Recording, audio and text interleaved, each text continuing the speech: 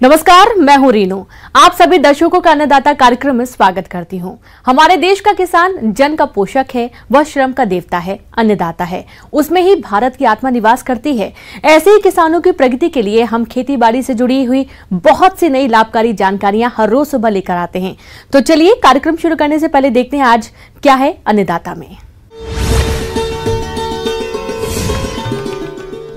फूल गोभी की फसल में कीटों की रोकथाम।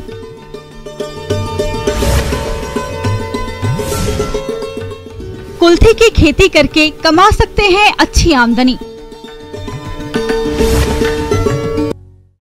प्रदेश के कई किसान अगेती फूल गोभी की खेती करते हैं, जिसकी अभी रोपाई हो चुकी है और कहीं कहीं स्थानों पर अभी इसकी रोपाई चल रही है। आमतौर पर इस मौसम में फसल पर शुरू से ही हानिकारक कीटों का प्रकोप होने लगता है, जिसका सीधा प्रभाव पैदावार पर पड़ता है। इसीलिए समय रहते इन कीटों की पहचान कर रोकथाम करना बेहद जरूरी होता है। तो फूल गोभी की फसल में कैसे करें कीटों की रोकथाम, जानते हैं बिहार कृषि विश्वविद्यालय सबौर जिला भागलपुर के कीट वैज्ञानिक डॉक्टर तमोघना शाह से।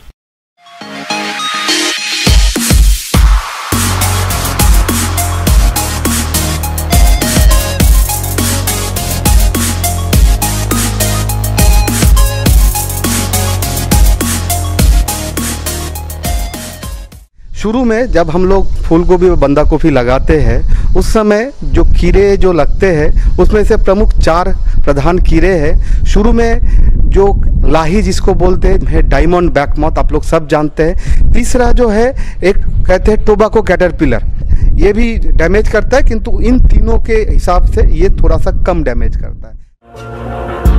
फूल गोभी में मुख्य रूप से लाही, गोभी मक्खी, हीरक पृष्ठ कीट, तंबाकू की सूड़ी आदि कीड़ों का प्रकोप होता है, जो कि फसल की बढ़वार और उत्पादन को प्रभावित करते हैं। माहू कीट ये छोटे आकार के हरे पीले पंखदार व पंख विहीन कीट होते हैं। इस कीट के शिशु एवं वयस्क दोनों ही पत्तियों से रस चूसते हैं, जिससे पत्तियां पीली पड़ जाती हैं। उपज का बाजार मूल्य कम हो जाता है।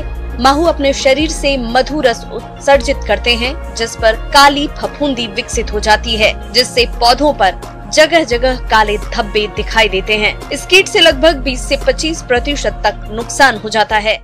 अब आते हैं इनका मैनेजमेंट हम कैसे करें। मैनेजमेंट हम 2 तरह से बताएंगे, एक ऑर्गेनिकली कैसे आप मैनेजमेंट कर सकते हैं और एक केमिकल। पहले हम बताना चाहेंगे ऑर्गेनिकली।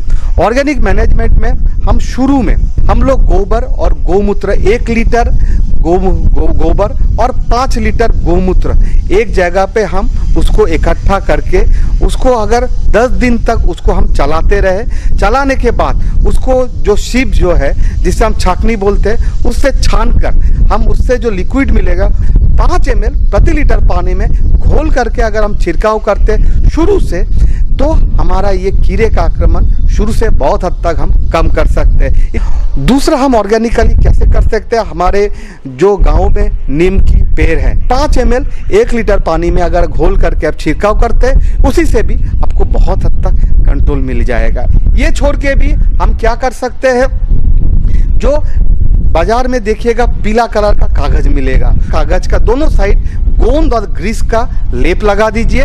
लेप लगा के आप जो है 20 से 25 मीटर के दूरी पे आप अगर लगाते रखें, उसमें वो सट जाएगा, जिससे वो बाहर फिर निकल नहीं पाए। इससे जो है हम बहुत हद तक अपने लाही को मैनेज कर सकते हैं। इसके नियंत्रण के लिए परभक्षी कीट लेडी बर्ड बीटल को बढ़ावा देते हैं या मिथाइल डिमेटान या डाइमिथोएट 1.5 मिलीलीटर प्रति लीटर पानी में घोलकर छिड़काव करें। रस चूसने वाले कीट जैसे माहू और थ्रिप्स का प्रकोप दिखे तो इमिडाक्लोप्रिड 1 मिलीमीटर और 3 लीटर पानी में मिलाकर इसे स्प्रे करें। यदि थ्रिप्स का हमला दिखे तो ट्राइजोफॉक्स डेल्टा मैथ्रीन या साइपरमेथ्रीन 5 मिलीलीटर को 10 लीटर पानी में मिलाकर स्प्रे करें। अब आते हैं हम दूसरा कीट, जिसको हम लोग बोलते हैं डायमंड बैकमॉथ। आप लोग सभी अच्छे से जानते हैं, ये जो पिल्लू जो है ये हरा कलर का होता है एवं बहुत ही छोटा छोटा होता है, और ये पहले पत्ती को डैमेज करता है,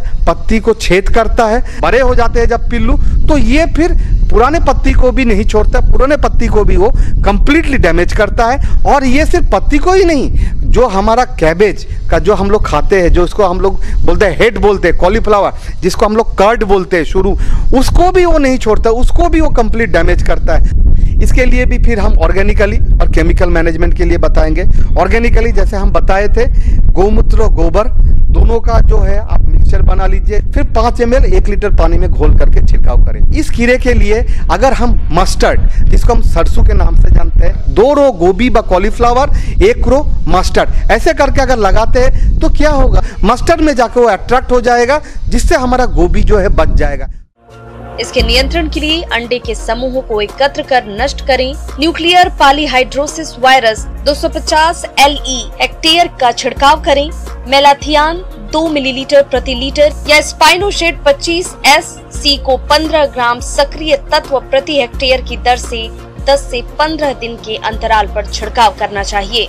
तीसरा जिसका नाम बताएंगे टोबैको कैटरपिलर व स्पोडोप्टेरा लिट्यूरा। आप लोग जानते हैं इसका पिल्लू जो है भूरा कलर का होता है, भूरा कलर का, और अंदर पिल्लू में हल्का हल्का दाग भी रहता है। और एडल्ट जो है इसका जो अगले वाला जो पंख है वो हल्का सा उजला कलर है, और पिछले वाला जो पंख है ये भूरा कलर का होता है।